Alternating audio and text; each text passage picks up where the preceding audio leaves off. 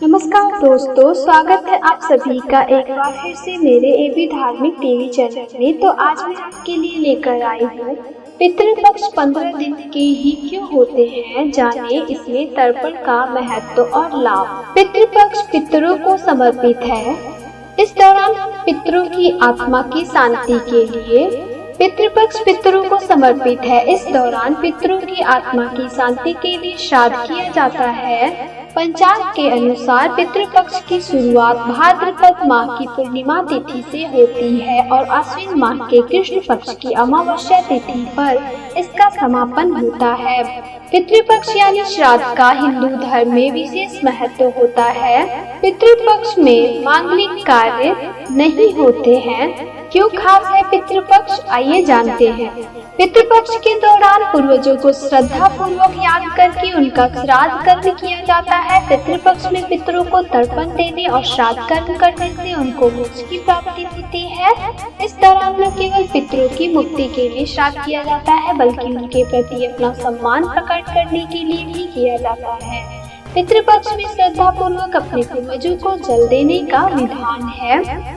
15 दिन के लिए आत्मा को मुक्ति देते हैं यमराज। श्राद्ध का अर्थ श्रद्धा पूर्वक अपने पितरों को प्रसन्न करने से है। सनातन मान्यता के अनुसार जो परिजन अपना देह त्याग कर चले जाते हैं, उनकी आत्मा की तृप्ति के लिए सच्ची श्रद्धा के साथ जो तर्पण किया जाता है उसे श्राद्ध कहा जाता है। ऐसी मान्यता है कि मृत्यु के देवता यमराज श्राद्ध पक्ष में जीव को मुक्त कर देते हैं ताकि वे स्वजनों के यहाँ जाकर तर्पण ग्रहण कर सकें। जिस किसी के परिजन, चाहे वो विवाहित हो या अविवाहित हो, बच्चा हो या बुजुर्ग, स्त्री हो या पुरुष, उनकी मृत्यु हो चुकी है, उन्हें पितर कहा जाता है। पितृपक्ष में मृत्युलोक से पितर पृथ्वी पर आते हैं और अपने पितरों परिवार के लोगों को आशीर्वाद देते हैं। पितृपक्ष में पितरों की आत्मा की शांति के लिए उनको तर्पण किया जाता है। पितरों के प्रसन्न होने पर घर पर सुख शांति आती है। पितृपक्ष में श्राद्ध न करने पर क्या होता है?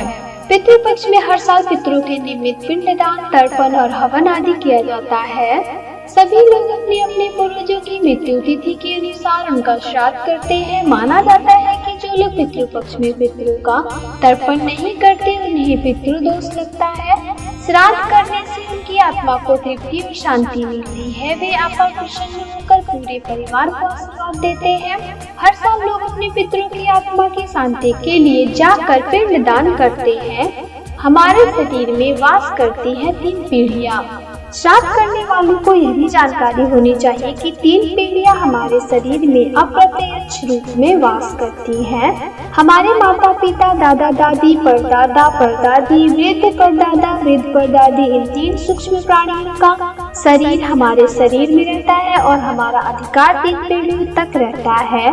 श्राद्ध को हम उनके प्रस्तुति समय में ही करें। वह समय दोपहर के बाद का होता है। वह समय पितरों का समय होता है। उस समय के अनुरूप हमारा चलना अनिवार्य रहता है। नहीं होते हैं मांगलिक कार्य।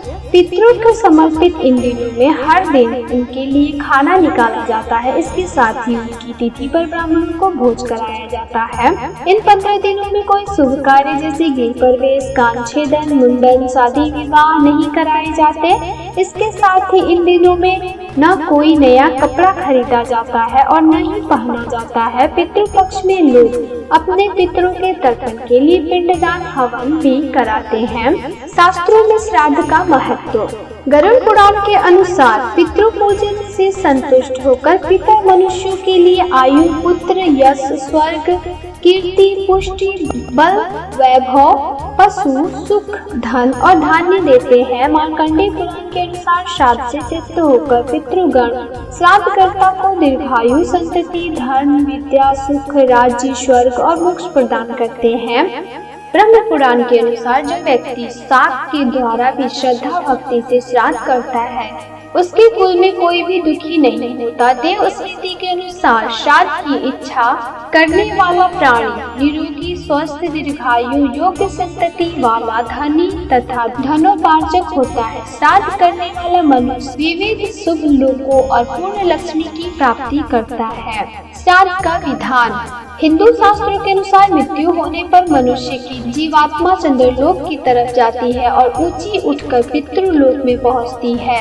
इन मृत आत्माओं को अपने नियत स्थान तक पहुंचने की शक्ति प्रदान करने के लिए पिंडदान और श्राद्ध का विधान है। कैसे करें श्राद्ध? पितृपक्ष में हर दिन तर्पण करना चाहिए। पानी में दूध, जौ, चावल और गंगा जल डालकर तर्पण किया जाता है। इस दौरान पिंडदान करना चाहिए। श्राद्ध कर्म में पके हुए चावल, दूध और तेल मिलाकर पिंड बनाए जाते हैं। पिंड को शरीर का प्रतीक माना जाता है। इस दौरान कोई भी शुभ कार्य, विशेष पूजा पाठ और अनुष्ठान नहीं करना चाहिए। हालांकि देवताओं की नित्य पूजा को बंद नहीं करना चाहिए। श्राद्ध के दौरान पान खाने, तेल लगाने और संभोग की मनाही है।